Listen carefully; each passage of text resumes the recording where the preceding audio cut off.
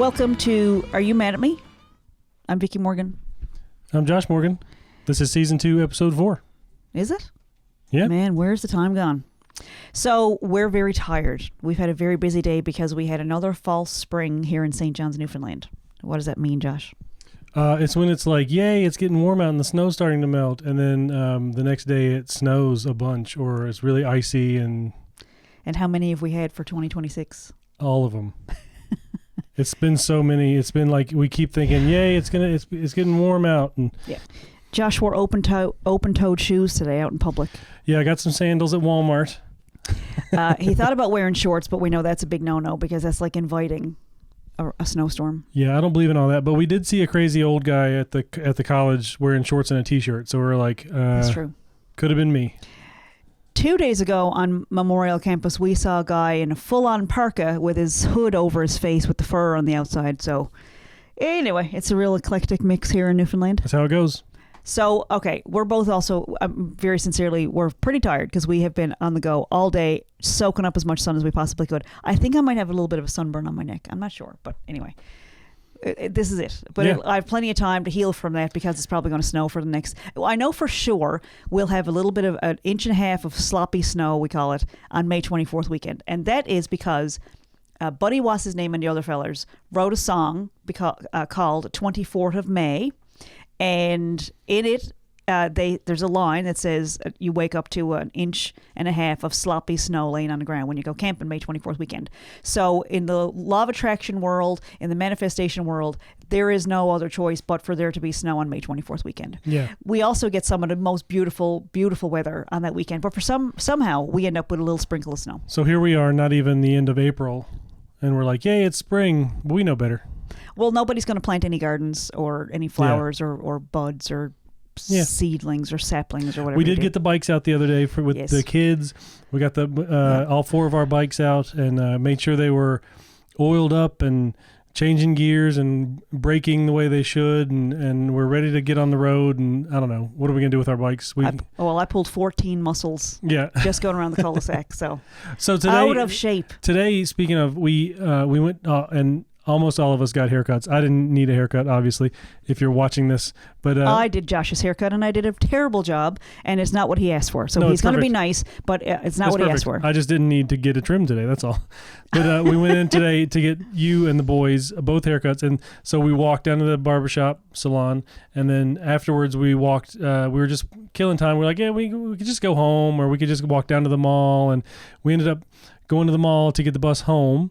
And on the way home, Henry was talking to one of his friends online and was like, hey, Mom and Dad, can we go to the park and meet my friends? And we were like, stay on the bus. So we just went past our house and went on to the park and spent the whole afternoon downtown. And it was awesome. And there were dogs and ice cream and poutine. It was like a summer day. It was like the whole summer packed into one day. Yeah. Because we have been out a lot in the cold. So it's not like we're housebound or anything like that, but it has been a lot of snow this year. A lot. So yeah, I think it was a record-breaking year for the total amount of snow. Yeah, at least in February, it was the most that we'd ever gotten. Anyway, it's been a cold, but it's been, and then there's like these periods of really, really nice weather where the rain wipes out all the snow, and we're down to bare ground, and it's like, yay, it's spring, and then we get a bit. So there's a lot of people out in their yards today raking leaves and. Yeah. Just determined to bring on spring. And we talked to one lady that was raking leaves in her yard, and she was like, "I know this doesn't matter. It's going to snow this weekend. I just need to get out of the house. I just want to get out in the heat and the sunshine and the nice weather for a few minutes." Now, I feel like this is something that's kind of unusual here in Newfoundland. I know where you're from. People might wave and say, "Hey," as you're walking past somebody out in the yard. In Newfoundland, we say really sarcastic, mean things. And to that lady, as we were passing by, I said, "Getting ready for the snow, missus?" And she responded back in kind with a joke, and it was very, very, very friendly. But on the surface, it sounded like we might have been ready to throw gloves down and pull jerseys over each other's heads. No, it was friendly. There was a lady that lived up by my grandparents, and way up in the mountains. Like the only people that drove up there were the people that lived there. Like it was, maybe 50 people total. Locals only. And anyway, you drive past this lady's house, and if you saw her out in the yard gardening or whatever, you honk the horn, and she wouldn't even look up from the ground. She'd just throw up a hand. She wouldn't even look to see who it was. She just wave. And that, of course, is in Mulberry Creek. That's Mulberry, yep. Actual Mulberry Creek down in North Carolina, which we are hoping to visit one day soon. But we were laying on the couch going, oh, we forgot to do a podcast.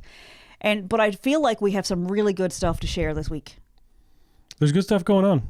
Well, we went to a seminar this weekend, and we got up at the crack of dawn on Saturday morning and went over to the women's. It was a 10 a.m. start. Yeah, and as the wise Nate Bargatze says, if there's a 1 in front of the time I'm meeting you, I'm coming in hot. I rolled straight out of bed and right into our meeting. So there was a lady on the elevator, and we were both like pulling our eyes open. She had a Red Bull in her purse. I promised to wake her up halfway through the thing. But it was a great seminar, and it was about the whole concept for this seminar was trying to turn your creative idea into a business. And so I kind of thought, well, I'm writing plays and I've got some ideas that I want to, and maybe it's a little bit different than the other stuff that I've learned. It was not that. The actual, what it turned out to be was it was put off by the Women's Work Festival, and it was meant for newcomers who want to do creative things in the province. To be fair, they said they are doing a whole series of workshops for newcomers, but this one was open to everybody. It wasn't just for, yeah. So they all are. They're doing a whole series, and the whole point of it was... We didn't break in and no, we're coming in anyway. So they have a cohort of newcomers who are working on plays and some things that they're going to stage, and they put some workshops in place for them, and so they decided to open it up to the public, and that's how we ended up there. And so they've got a bunch more going on over the next few weeks, and you can check out the Women's Work Festival if you're lucky enough to be in St. John's, and it's pay what you can, and if that's zero, they're okay with that. So don't let it be determined that you have. Anyway, turns out we got there. I was the only native Newfoundlander in the entire room, and there was a lady from. There was two different parts of it. There was a lady from a website called Newcomer Navigator, and it's kind of started off as an idea. The website's getting developed, it already exists, and so it's helping when people come to Newfoundland. It helps them integrate. It's like a collection of links and tips and support and resources for people that are new to the province. With like a little map, like if you want to look into Newfoundland before you get here, after you've arrived, and then if you've been here for a while. So it was really, really great. It seemed pretty helpful as people that have moved to a new place. It seemed like it would be a helpful thing to. Yeah. Here's where you go to get your driver's license. Yeah. And Newfoundland is probably a big culture shock for most of the people that were there, because they were from really nice countries where it was really warm and they get fresh fruit and things like that. So coming to this desolate, what was the news headline about the plane that got the frozen Canadian island, the frozen wasteland? They got a plane had to land here in Newfoundland for a couple of days, and people were losing their minds. It was in some big newspaper, and they called it some desolate Canadian island. Anyway, I wonder if anybody pointed out that was the source of $1 million Broadway musical. That's how Come From Away happened. Yeah. But anyway. But again, what is the word? What's the line? There's no such thing as bad press. So anyway, probably a few people found out about Newfoundland through that. Anyway, the bulk of that seminar was about starting a business, and no matter how many times I sit through these seminars, I come away with something that I haven't quite thought about before. And so I'm sitting there going, are they ever going to talk about art? Are they going to talk about creative projects? And the fact is, if you treat it all like a business, there's different ways of looking at it, and looking at an artistic endeavor as could it make money, or how to find investors in something. That's so foreign to me, because how do you get investors? Like, don't you just start making a thing and then you sell enough to make more things and then you bootstrap it, which is the idea of an investor in a new business idea is really odd to me. But anyway, here we are. One of the things that I got out of the seminar that I wanted to share on the podcast is there was this little worksheet that they passed out. And I've seen this many, many times from like different organizations, but this one was a little bit different because the person who put it together was not a native English speaker. So a lot of the words were like, that counts. That's the right idea.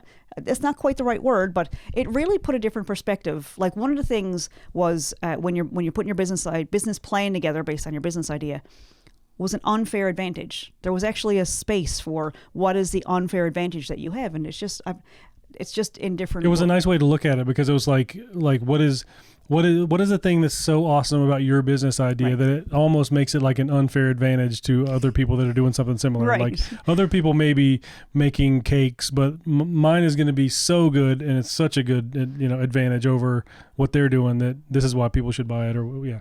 So it wasn't. It was a good way to look at it. It wasn't really building a business from an art idea. It was really the basics of business and how to get registered and start up a tax account and all the really basic business stuff.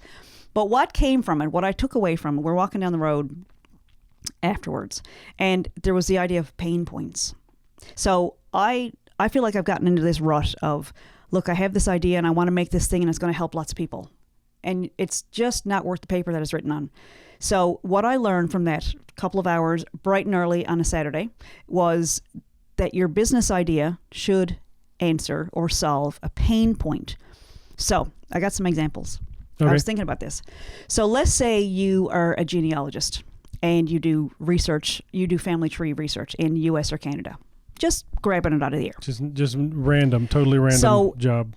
This is a thing that obviously it helps people. The inherent value is so obvious. It's written on the wall. Everybody would want this, right? Everybody would want to know this. So there should be 100% of the population should be your target market, or people who would be willing to pay for the thing that you provide. So tell me a pain point that so let's bring it back to this idea. When you're doing your marketing and sales and promotion and all that stuff, the idea should solve somebody's problem. Because then this is a concept that I really love too. The line on the screen during the presentation was, you're looking at painkillers versus vitamins. People are more inclined to buy a painkiller than a vitamin. You go to the drugstore and you go up to the counter, up to the pharmacist, and the first question, if it's a bottle of vitamins, you're going to say, how much does this cost? And you're going to calculate out, okay, so it's going to cost me this much per day. What are the benefits really? How long is it going to take to see the benefit? Whereas if you go up to the counter in a pharmacy and say, you put Advil on the counter. I smashed my thumb with a hammer and I need some Advil now. Exactly. You don't ask the cost. And the guy goes, it's $45 for one pill. Fine, give it to me. Or you have something wrong with your, you have diabetes, or you have liver disease, or you have whatever, or some sort of chronic pain. You don't ask for how much the insulin pump is going to be. Obviously, you're going to need it because you'll die without it. So that kind of idea of painkillers versus vitamins. And so I'm sitting there going, oh my God, all I have is vitamins. I think that everybody has a story in them and they should write it because they'll be happier if they're doing their creative stuff. But if they don't want to, it's fine. Whatever. It's not a big deal. It's not going to hurt anything. It's a vitamin. It's not a painkiller. It's not something that solves a problem. So for the people that are like laying in bed, laying awake and staring at the ceiling, can't go to sleep because they're like, I just need to know where my grandparents came from, because where did our name come from, and what happened to great uncle Jim, because I keep hearing stories about him and I want to know I got to know what happened to my family. Then they're like, I think it's still a vitamin. Whereas, let's say you start dating somebody and you want to know, is this my cousin? Who are you going to call? All right. That is a pain point. Most people are going to be hesitant and would want to know. We just watched a podcast with Mike Birbiglia, and Taylor Tomlinson was on there, and she was talking about this bit that she was doing where she was with a boyfriend and it was going really well, and so they were sitting on the couch and she said, if you found out I was your cousin, would you break up with me? And I think they broke up from it.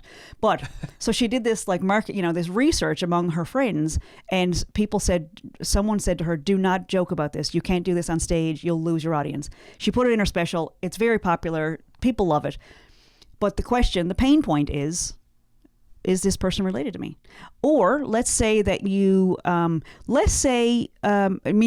going to get a genetic profile from a genealogy report, but maybe you'll find out that your great-great-grandfather died at the age of 20 after he already had 7 kids. Or let's see that a lot of the males in the family have died at an early age, or the women die, whatever.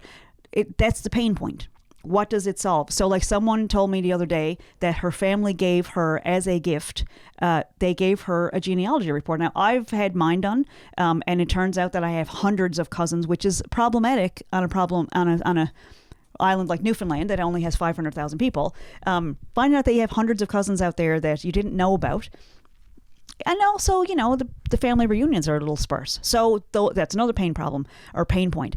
But these are things that maybe the pain point is I have this person in my life who is impossible to buy for. Mother's Day is coming up, for example. What a great gift to give to your mom to explore her roots, to find out how many, who she's named after, if some of the names in the family have turned up multiple times, whatever. But it's so the pain point is, here's a person who's impossible to shop for.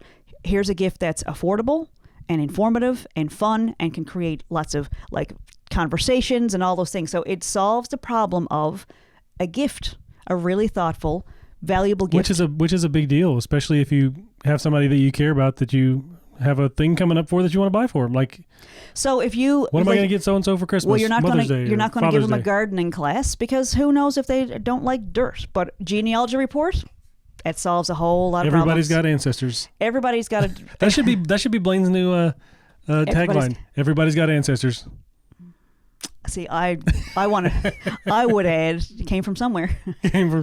So, yeah. But that's the thing. It's answering a pain point. So let's talk about the honeybees, which I talk about on just about every podcast. So our friend Nancy has beehives. They have a very specific pain point. Yes. And then they die as soon as it comes out. It's right on the backside. Yeah. It's a stinger. But Nancy that's what I'm talking about. Nancy it's a different pain point. The stinger. You got it? Yeah. Well, I didn't because they're all still alive. I just want to make sure. Nancy got stung this summer. During the winter. There was a really warm day, and she was out in her yard, and she put on her rubber boots, and there was a bee in there, and it stung her, one of her own bees, and she was devastated. So, I saw a picture of her bee suit. What's it called? Beekeeper suit? Mm-hmm. It was really cool. It wasn't like the old canvas-looking ones like you see in old movies or whatever. It was like bright yellow. Oh, yeah. Which seems like it would attract bees. Maybe that's a good thing. Maybe you want to attract them. Maybe it calms them down. Yeah, maybe. Anyway. Yeah. It was very cool. So we like your bee suit. So Nancy. let's say that let's talk about pain points for pain points with bees. So let's just, she doesn't sell the honey. That's not an issue. But okay, I'll give you a better example. I sat down with our books. Okay, so this is so does self-publishing help anybody? No, because it's a vitamin. Okay, so what if I looked at my books as, are they painkillers? Because I've looked at them as, I don't want to promote my books because they're personal stories. It's not okay. You mean the books themselves as a commodity, like the actual, not the as a solution to a pain point, not the publishing part of it, but just like the actual books you have for sale. Yeah. Because my theory is that everybody has a good book. Everybody has at least one book in them, and everybody should write their book, and everybody should have their name on a book on the shelf, and it feels really good. And why would you deny yourself that pleasure? And blah blah blah. But it's a vitamin. Not everybody, unless you're in a job that you hate and you're starting to have these chronic illnesses and chronic pain and you're just miserable and you hate your life and you really do need a way out.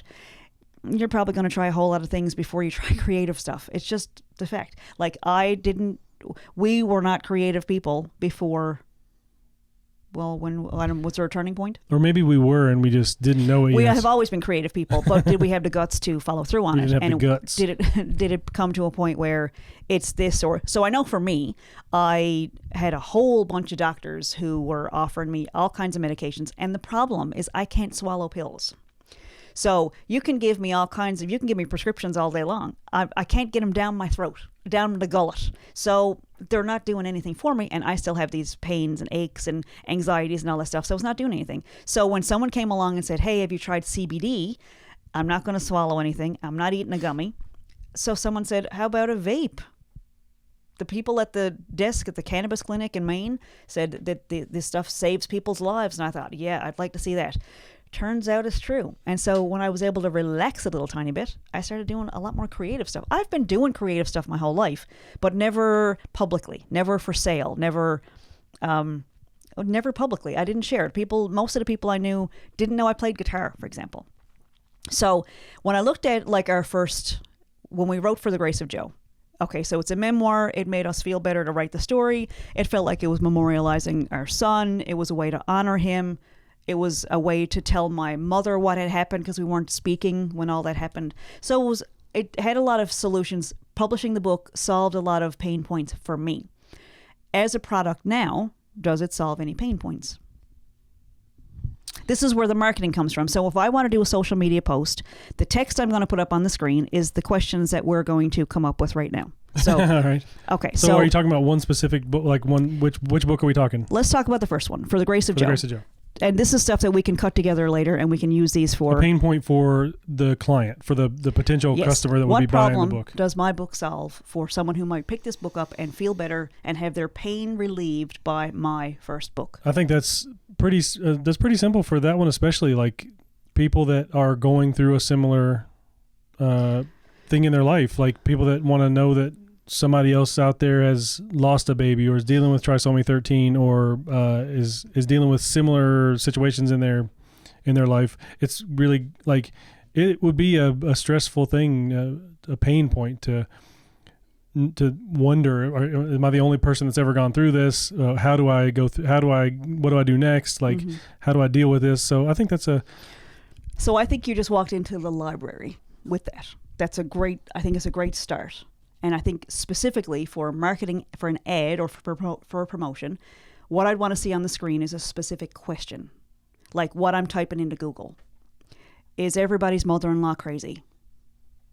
Buy my book at blah, blah, blah, Amazon, Indigo, whatever. Is my marriage going to survive losing a baby? I think 80% of marriages fall apart after the loss of a child. So we know these details. The question you would ask that would stop you from scrolling when you're going through, maybe it's 4 o'clock in the morning and you're doom scrolling. The question that I would see on a page that would stop me would be, is my marriage over after I lost a baby? Is your mother-in-law crazy too? I mean, that's pretty broad. So I'll be specific. Did your mother-in-law ask you for some of the ashes because it was all about her when the baby died? Or did your mother-in-law make the baby loss all about her?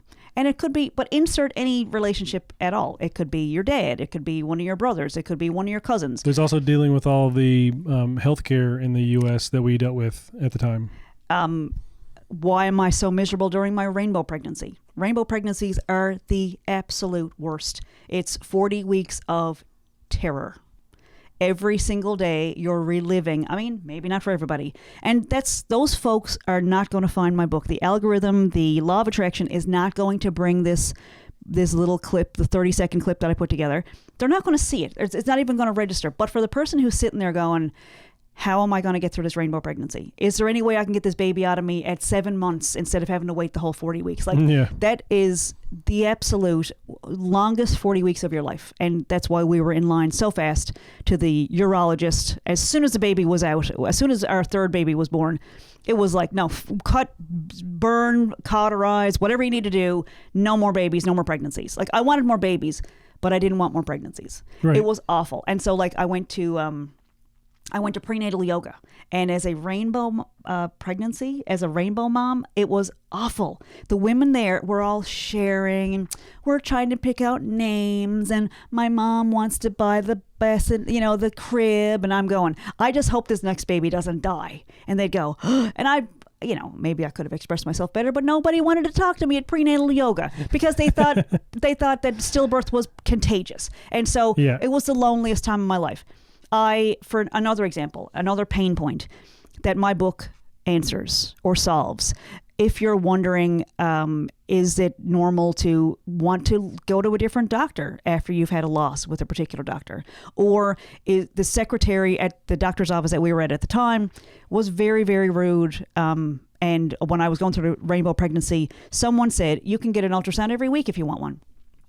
And the secretary took exception to that, and she was not down with that idea. She was kind of rude. And then the doctor agreed, but I just felt like, so I went back, and my pain point at that point was, can you tell your secretary to apologize? Because we're in the U.S. and your services are like a lot. The deductible was $5,000, but I digress. And he was like, he wouldn't make her apologize. And so we went to a whole new group. We went to a bunch of midwives. Doulas, midwives, yes. So we went to a practice that was full of doulas, and they were like, oh, honey, come on in. We'll take care of you. Don't worry about that mean old OBGYN. We're not like that here. If you want to check that heart rate every day, you come in here and we'll check it. And it just takes 5 minutes. We'll slap a bit of gel on you and we'll check the heart rate every day. A month later, I call in and I go, I'm having panic attacks all day long. Can I come in? And they were like, we're going to lunch. Do you remember that? Oh, yeah. Yeah. They, at the time, took 1.5-hour lunches. And the lady said, well, I already picked up my purse. And I was like, well, I'm outside the clinic. And she said, I'm already walking towards the door. Yep. So I got a call later that day from the head. I called them dirt mothers after that. And I was told in very, very clear terms, we can't have one pregnant woman ruling the roost. So the pain point that my book answers, because it tells those stories, is, do I have any options with my health care? If I go to a teaching hospital, do I have to be examined over and over by students? Can I pick, can I give a birth plan if it's, so there's a whole lot of things that my book answers. Like there's a whole list of things when you're preparing for a baby that you know is not going to be alive. Planning this, like there's a whole bunch of stuff that was very unique to our story. Okay, so let's skip ahead. If you can put a little marker on this one. You can just skip this over the sad stuff. Let's go to how to fail at documentary filmmaking. So before we go further, there was another concept that I really liked in that business conference, in the seminar. It was MVP.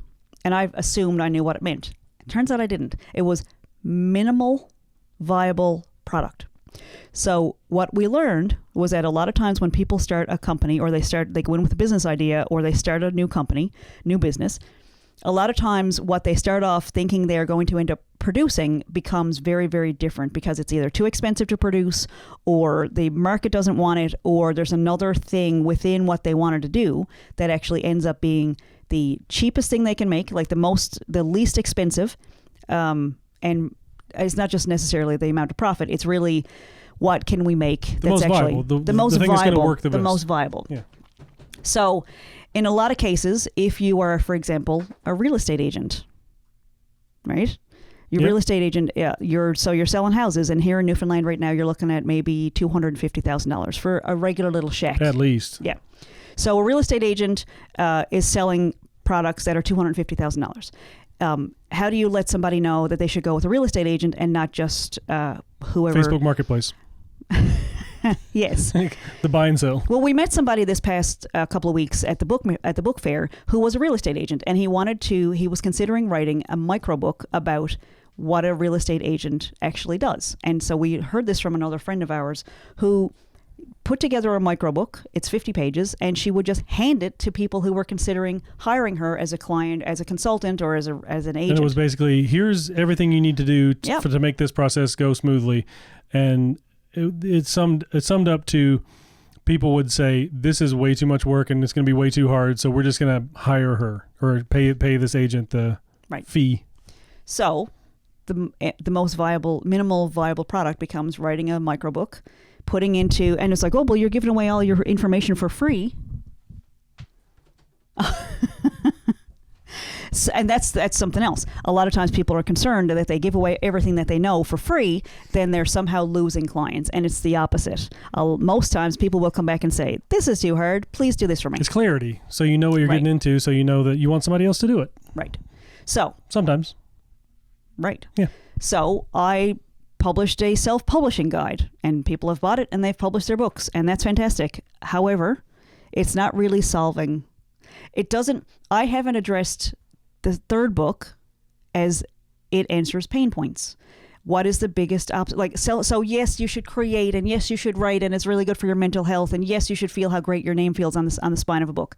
However, who my book serves, the pain point that it solves is, I just finished my manuscript, and every time I press enter, the whole manuscript, the page numbers go all crazy, or I don't know how to put page numbers in because Microsoft Word is the devil. One page has a chapter heading on it and no other words. Exactly. Or I put a picture in and it's like there's only a sliver of it showing up on the thing, or it keeps popping back from KDP and saying that there's a bunch of stuff in the margins, or whatever. My table of contents is 15 pages long. Or you did it on an iPad and there's a whole bunch of little Apple codes in there that has completely thrown it off and it's showing up as big purple streaks, whatever. So the pain point that it solves is when somebody is formatting their book. I have a bunch of instructions in my book that tell you, here's how to do this. And sometimes it's, if this is happening or this is happening, start over. Start a brand new document, copy and paste it all in again.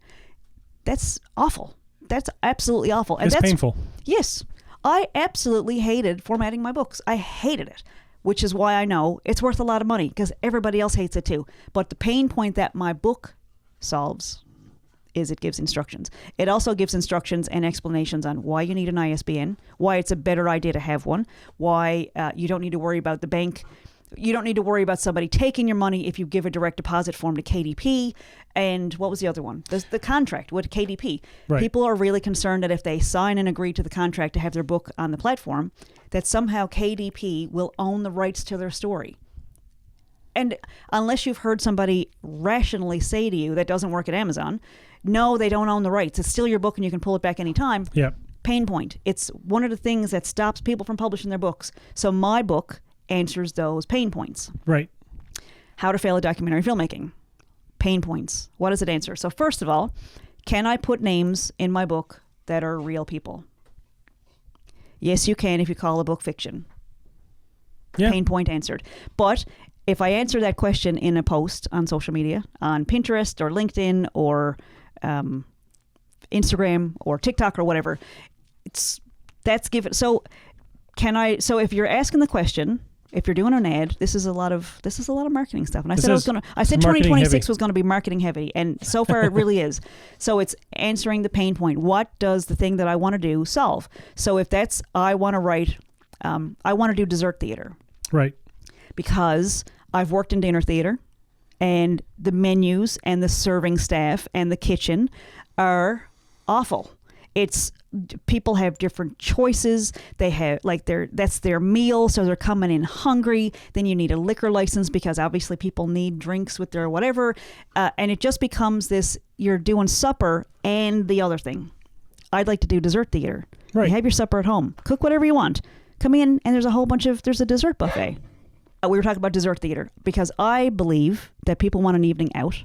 And the issue becomes, where are we going to go eat? And then we're going to a show, and then we're parking in two different places, and it's two different bills and all that stuff. So I feel like dessert theater, you eat at home or skip your supper. Maybe you just want to have dessert. But I think there should be entertainment and dessert in the one place. And nobody's doing that. So that's what I want to do. I think it's a great idea, yeah. Does it everybody loves dessert. But does it solve a pain point? Right now, is there anywhere... So we've done a couple of times. We've gone to Jungle Gyms just for dessert. We've gone to Celtic Hearth just for dessert. I feel like that's this like a super fancy thing that super fancy rich people do. They'll have dinner somewhere, even at home or at a restaurant or whatever, and they'll be like, so let's go to this other place because they have really good cake. And it's like, well, you're at this place. Yeah. Don't you have to eat their dessert? Like, nope. Pay your bill. Go stretch your legs. Go to a different place. And how nice is it when somebody says, hey, you just want to go out for dessert? Like, doesn't that take off all the pressure of like, I don't need to chew chicken in front of you, or I don't need to pretend I like salad. Just dessert. That's it. So dessert theater. So that's my business idea. But does it solve any problems? What are the pain points? Entertainment. People need to get out and be entertained. So with the marketing would be, hey, we got this real fun thing you can do. No. The marketing is... The pain point is you want to go to dinner theater, or you want to go out for a show and food, but the only choice in St. John's is no, that's not the pain point. That's not the pain point. Having options is a vitamin. The pain point is, are you absolutely fed up with the assholes at your job? Wouldn't you like to go out tonight and just forget that they exist so you can get the courage together to go back tomorrow? Pain point. All right. It's why do people need entertainment? And it's tapping into that. It's not, look, I have this great thing. I make the best bagels on the whole island of Newfoundland. It's not that. It's the pain point is, who's hungry?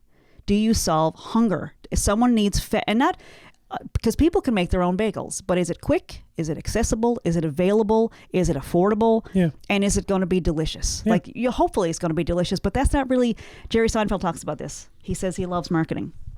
He loves watching commercials. He loves how he feels watching a commercial. He loves how he feels on the way to the store to buy the thing. He loves going home with the box in the back of his car. He loves opening up the box. He doesn't care what the product is when he opens it. That's just... And I agree with that 100%. The pleasure that you receive is in the finding the idea. It's a whole process. Yes. The same thing with the pleasure is in kind of the actual thing is not the point. It's the journey to get there, right? So I love watching commercials, and that's, so the pain point, and might be different for everybody. Everybody's got different things, but if you're trying to appeal to people and you want to make money from your business idea, because otherwise it's just a nice hobby. But if you want to make money from it, it's answering the question, what does it solve? Yeah. So are we still talking about dinner theater, or are we talking about your book? Are do we have anything else to say about dinner theater? So I'm writing plays. I'm writing plays that I have not written an hour and a half play. I've written scripts that are like 25 minutes. And so I can try to get into the Short Play Festival, which has gotten very competitive over the last few years. Like they have so many more applications than they can actually handle. So I can compete. I can try to get in there. Or maybe I could do a dinner theater where I have a couple of plays where there's completely different stories before and after, or the dessert comes out first and everybody's on a sugar high, and so everything seems even funnier. The other thing is, like, for example, we have some songwriter circles sessions that we're trying to put together. Right. Pain point. Maybe people don't want to go downtown to a bar To hear music. where alcohol is being served. Yeah. Maybe they don't want to find parking. Maybe they don't want to be out late at night when they have to, navigate George Street to get back to their vehicle. Maybe they don't want to be out after dark because they're of a certain age where driving after dark gets really tricky. So the pain points are, maybe we do something in the middle of the afternoon. Maybe we do it in a place that has lots of parking. You want to go see music, but you can't take your kids to bars downtown, some of them, because it's after 8 or they don't serve food, so kids aren't allowed at all.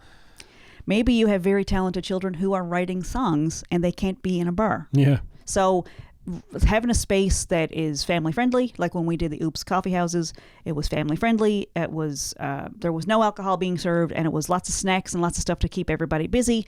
There was even tables with like vendors that were selling things. It was a really fun thing. We should do more of those, quite honestly. Yeah. So these are things that it's great to have an idea, but does it solve a pain? Does it solve a problem? And so That's a great marketing perspective. well, if you turn on the TV and you look at like an ad for a car, for example, at the end of the day, everybody needs a car, I guess, and you want to look cool in it.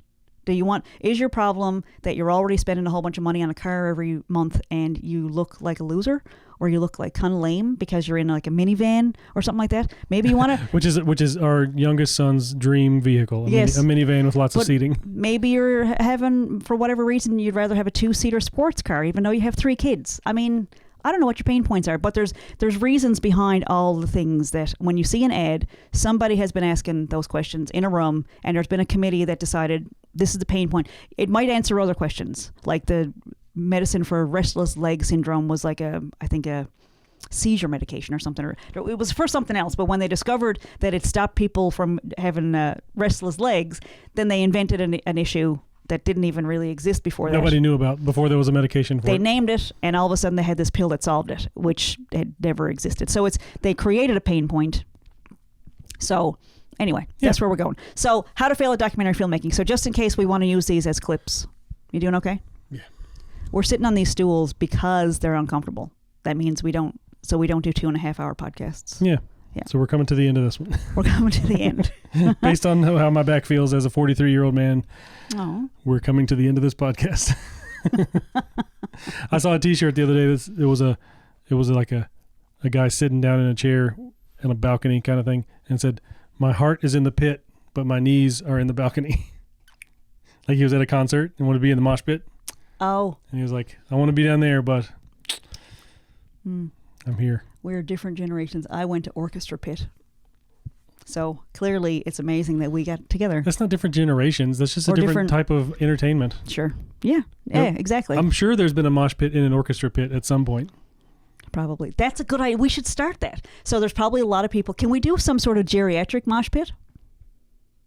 So for people who have, like, you're afraid you're going to throw out a hip, so you just kind of nudge each other. Remember when we elbow... You just get some of those styrofoam swords so you can just hit each other. Or wrap yourself up in those sumo wrestler... Remember when the Fresh Prince and his girlfriend got in a fight with the Jeffersons with those swords? Yes. Those styrofoam swords? But that's just hitting. Mosh pits aren't really for hitting with weapons. You're going to the wrong mosh pits, baby. I think we should have a show where there's a geriatric mosh pit. That's patent pending. That's our new band name, That's the best too. idea. Geriatric mosh pit. That's the best idea I've ever had. So here's something else we talked about this week. We talked last week about the gaps that are there for what we wish would happen with an organization or a co-op and all those things. And so it's coming back to me. This is the things. I'm going blank, and it's totally fine. We're just going to walk through it. We're going to stay together. What was I going to say? It's the magic of editing. You don't have to edit this out. This is totally natural. Not going to do it. This is like a NPR. What was the sweaty balls from SNL? Yeah. What do they call it? Good times. Is it NPR? Good times. Yeah. Yeah, was where there was like NPR, yeah. awkward silences and stuff like that on AM radio. You can cut this out. How long is this? How long is it going where Vickie forgot what she was going to say? We're talking about co-ops and gaps in services. Right. I would like to shoot a skit where we talk about the ideal podcast guest. We have a few events coming up that we're trying to put together, and essentially we want to plan some events where there's a bunch of songwriters sitting around playing songs and telling stories.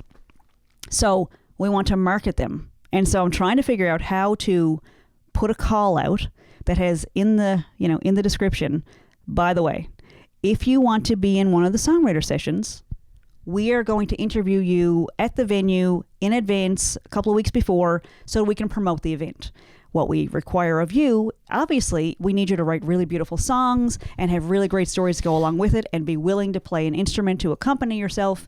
And also, we would like for you to be on the podcast so we can put clips out in advance and do an event page and let people know about the thing with some behind the scenes, like what the person is actually like. Because it has to be beneficial to everybody involved, right? Like we should get something out of the podcast, and the songwriter circles, and the guests should get something out of the podcast and the songwriter circles, and the audience should get something out of it. Like, it should be beneficial to everybody. Like, we're not like here doing this as a day job where we're making a lot of money. So let's answer the question again. Let's come back to pain points. Yeah. Put that in a sentence. What is the actual pain point that we are trying to solve?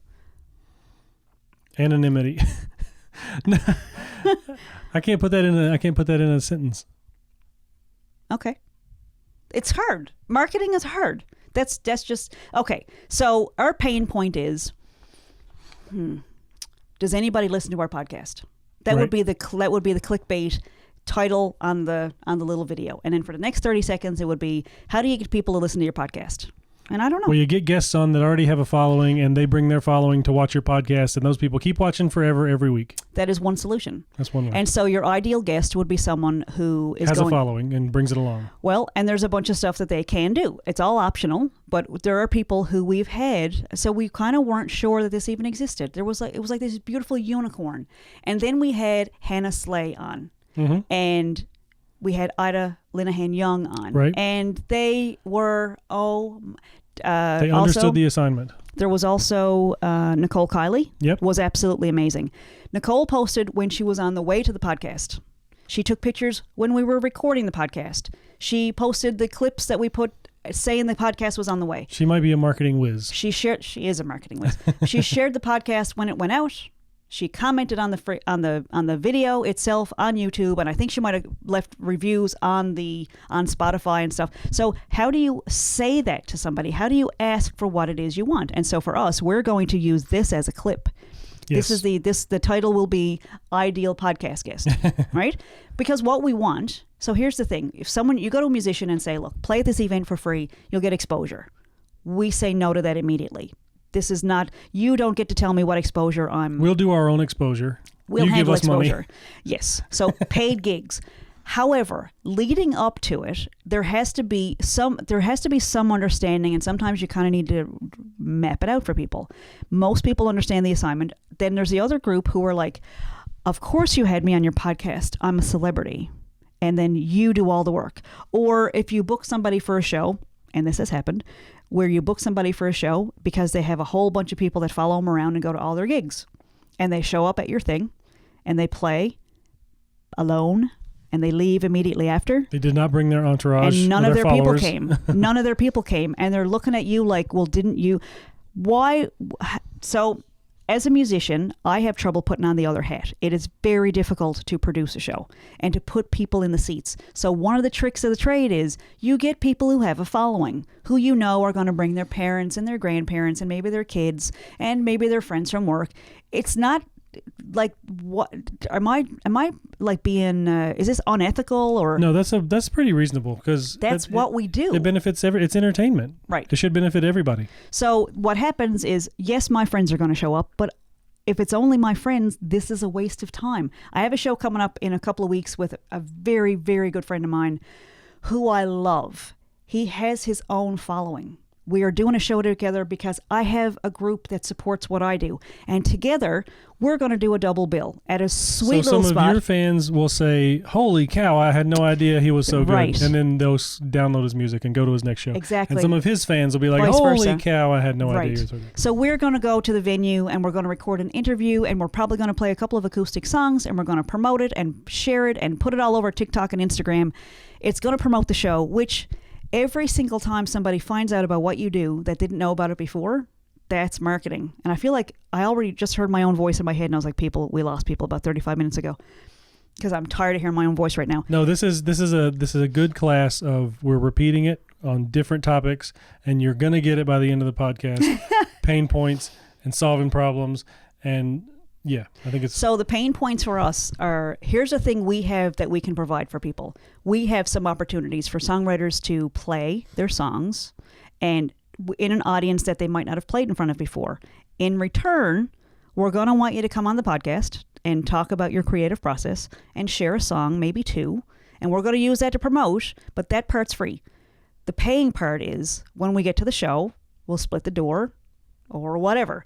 But the pay, so you're not just, I mean, we've had people on the radio show completely for free and they never really got much out of it because they weren't sharing it with their group, with their following. And so they show up and they basically wasted their time because it's just the people that are following us and people are really great that are listening to us. And why wouldn't you share something that's beneficial to everybody? It's cross promotion. Yeah. And so I understand you want to have your name on the back of a book.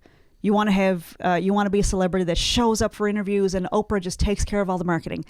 Until we get to Oprah or whoever you like, there might be some participation. Is Joe Rogan the new Oprah? Who's the new Oprah? I think Oprah's has a podcast now. Oprah's still Oprah? She's back. She's the new Oprah? But we've had examples on this show who absolutely understood the assignment and shared it. And we had those podcasts are so much more popular than the other episodes because they shared it with their following, and we're so grateful for that. Did you mention Dyden? She did a lot of sharing too.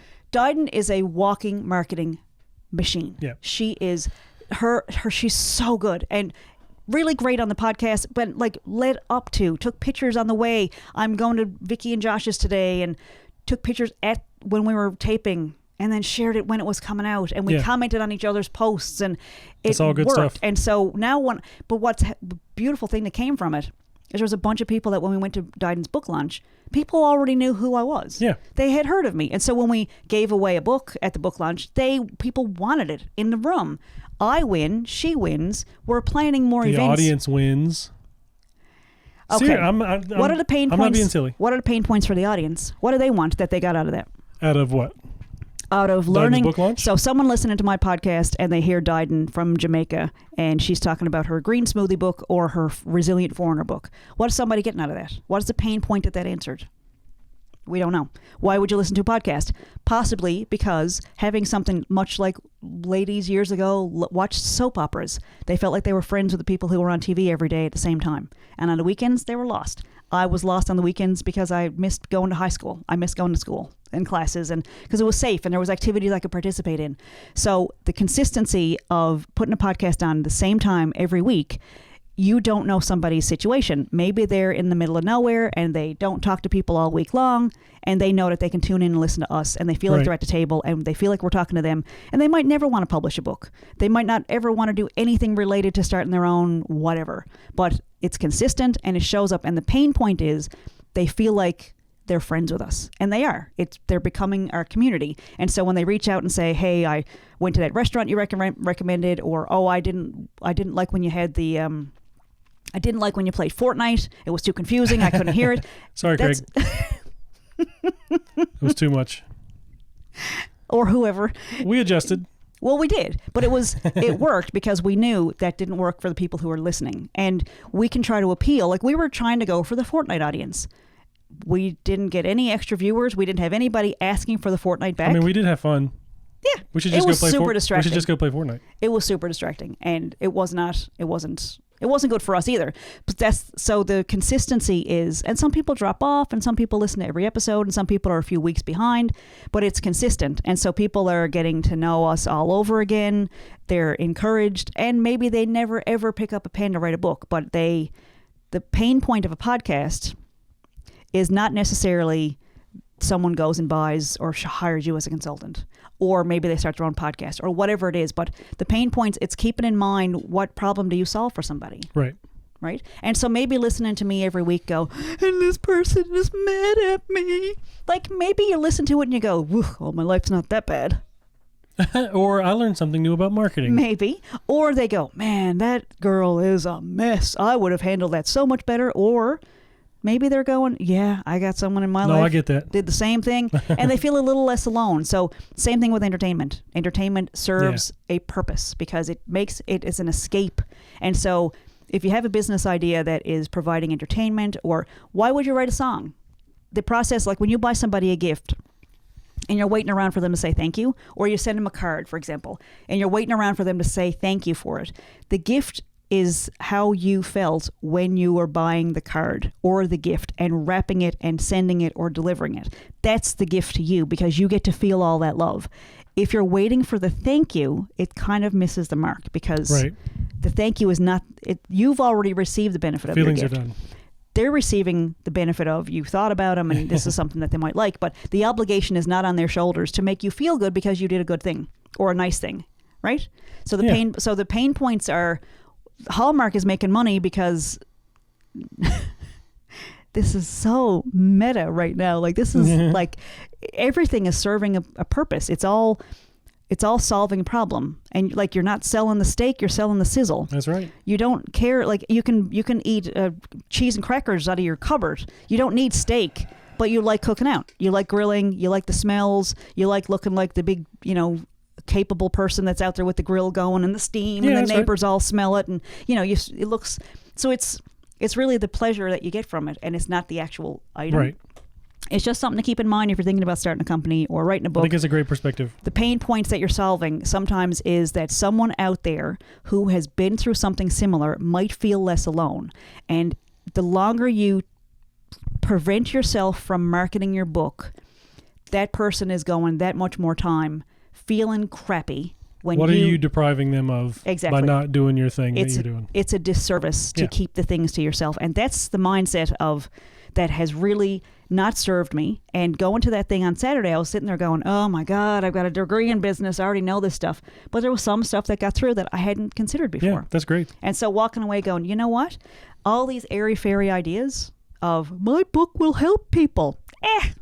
Tell them how it's going to help. How is it actually going to help? So to finally go back to how to fail at documentary filmmaking. I was making films. I was making TV shows. And I was running into people who told me things like, I'm not going to pay you the rest of the contract.